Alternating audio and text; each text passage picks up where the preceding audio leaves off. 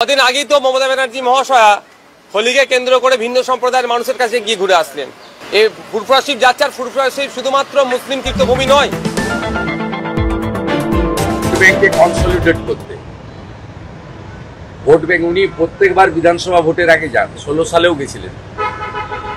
5 বছর ফুরফুরার কথা ভুলে গেছিলেন, মুসলিমদের কথা ভুলে গেছিলেন।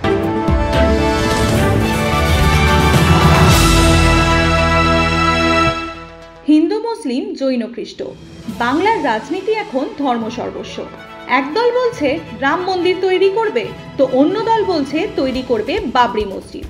বাংলার রাজনীতি এখন ধর্মীয় মেরুকরণকে কেন্দ্র করে চরকি পাক খাচ্ছে। কারণটা তো বেশ স্পষ্ট, সামনেই বিধানসভা নির্বাচন। তার আগেই ধর্মীয় ভেদাভেদ করে নিজেদের ঝুলিতে ভোট ব্যাংক ভরতে উঠে পড়ে লেগেছে। এবার সেই টার্গেট নিয়েই হয়তো দীর্ঘ 9 বছর বাদে ফুরফুরা শরীফে ইফতারের দাওয়াতে উপস্থিত মুখ্যমন্ত্রী। বাংলা ঐক্যের স্থান, বাংলা সম্প্রীতির জায়গা, এই কথাই ফুরফুরা শরীফের দরগা থেকে বললেন তিনি। মুখ্যমন্ত্রীর ফুরফুরাতে আসা নিয়ে যে পিছনে কথা হবে তা ভালোই জানেন মমতা।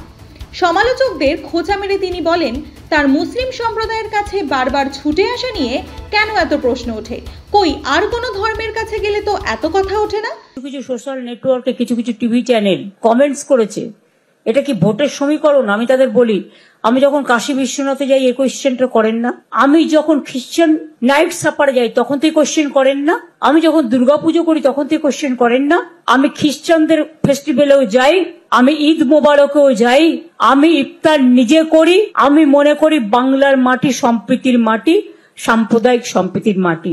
রমজান মাসে সকলের রোজা আল্লাহ তাআলা কবুল করুক।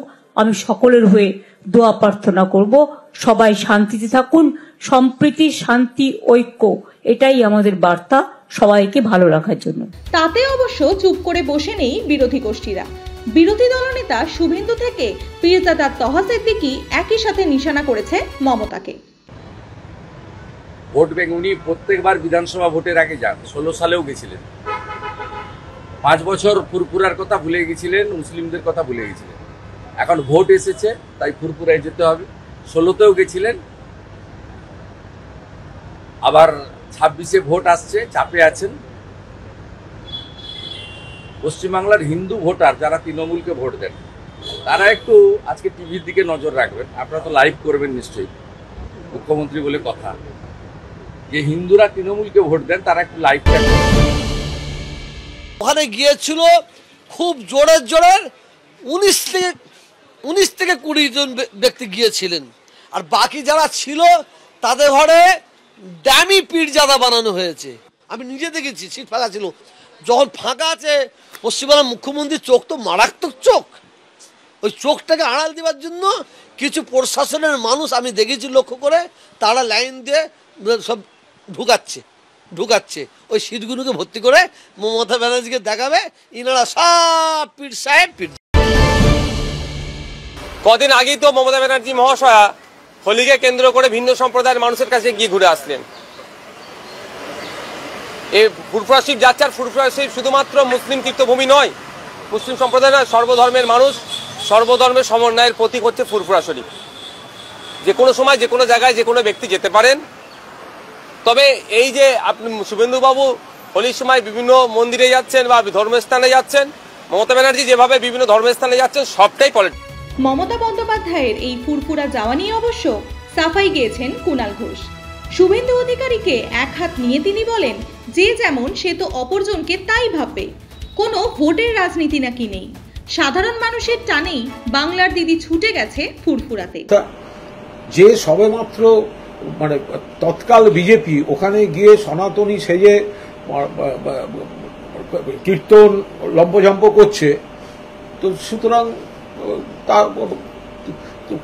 কার কোন বাধ্যতায় কি করছে তো শুভেন্দু অধিকারী সব থেকে ভালো জানে, যে তাকে ওখানে গিয়ে এখন উগ্র হিন্দু সাজতে হচ্ছে। তো সুতরাং মমতা বন্দ্যোপাধ্যায়ের কাছে ফুরফুরায় যাওয়া নতুন নয়, আগেও বহুবার গেছেন। আই রিপিট, আগেও গেছেন, নতুন নয়। মমতা বন্দ্যোপাধ্যায় বিভিন্ন মসজিদে যান, মন্দিরে যান, গির্জাতে যান, গুরুদ্বারে যান, কারণ মমতা বন্দ্যোপাধ্যায় সব ধর্মকে সম্মান করে।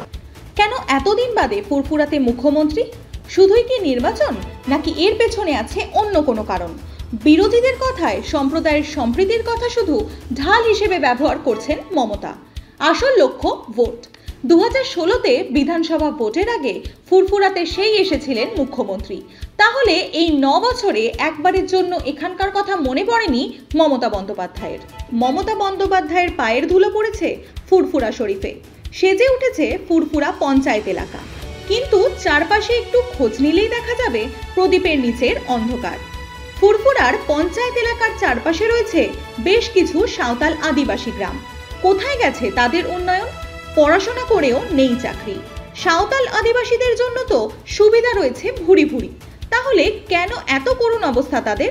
আচ্ছা, ধর্ম নিয়ে রাজনীতি করে কি দায় সারা যায়, নাকি ধর্মের রাজনীতি মানুষের ন্যায্য অধিকার পাইয়ে দেয়, কে জানে?